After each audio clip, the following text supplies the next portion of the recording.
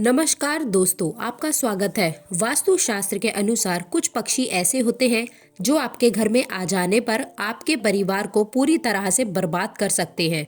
यहाँ तक कि गर्भवती महिलाओं के लिए भी इन पक्षियों का आना अच्छा नहीं माना जाता। ये कुछ पक्षी गलती से भी आपके घर में नहीं आने चाहिए, नहीं तो आपके घर का अंजाम बुरा हो सकता है। ऐसा माना जाता है कि इन पक्षियों का आपके घर में होना बहुत ही अशुभ फलदायक होता है।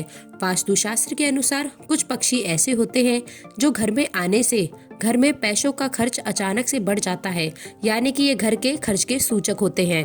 प्राचीन काल से ही लोग कुछ पक्षियों के घर में आने से शुभ और अशुभ मानते हैं। इसीलिए आज की इस वीडियो में हम जानेंगे वो कौन से पक्षी हैं जिनका घर पर आना बहुत ही अशुभ कारक होता है और यह आपको कंगाल भी बना सकता है, और कुछ पक्षी ऐसे हैं जिनका घर पर आना बहुत ही शुभ होता है। तो चलिए जान लेते हैं उन पक्षियों के बारे में। सबसे पहले जानेंगे ऐसे पक्षियों के बारे में जिनका घर पर आना अशुभ होता है। उसके बाद जानेंगे वो कौन सा पक्षी है जिसका घर पर आना बहुत ही अशुभ माना जाता है। पहला पक्षी है कबूतर। शास्त्रों के अनुसार ऐसा माना गया है कि यदि आपके घर में कबूतर ने घोंसला बनाया है तो ये बहुत ही अशुभ संकेत माना जाता है। ऐसा माना जाता है कि जिस स्थान पर कबूतर वास करते हैं उस स्थान पर अलक्ष्मी का वास होता है, और ऐसे स्थान पर लक्ष्मी वास नहीं करती। कबूतरों के आने से घर में गंदगी फैलती है और नकारात्मक शक्ति भी बढ़ने लगती है, जिससे घर में पैसे की तंगी महसूस होने लगती है और धीरे धीरे सारा धन भी खर्च हो जाता है। इसीलिए घर में या घर के आसपास कबूतर का घोंसला नहीं होना चाहिए। दूसरा है चमगादड़। पौराणिक मान्यताओं के अनुसार यदि घर में चमगादड़ घुस जाए तो उस घर में बीमारियां, मौत, बर्बादी अपना बसेरा बना लेती है।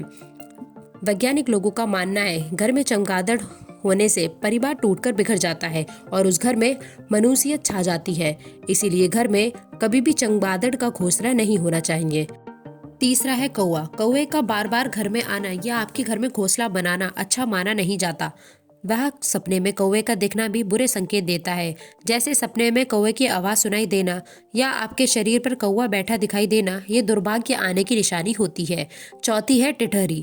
ऐसी मान्यता है कि टिटहरी जिस दिन पेड़ पर या किसी घर में अचानक से रहने लगे तो कहीं से बहुत बड़ी अनहोनी होने के संकेत मिलते हैं, क्योंकि टिटहरी हमेशा जमीन पर रहती है और जमीन पर ही अपने अंडे देती है।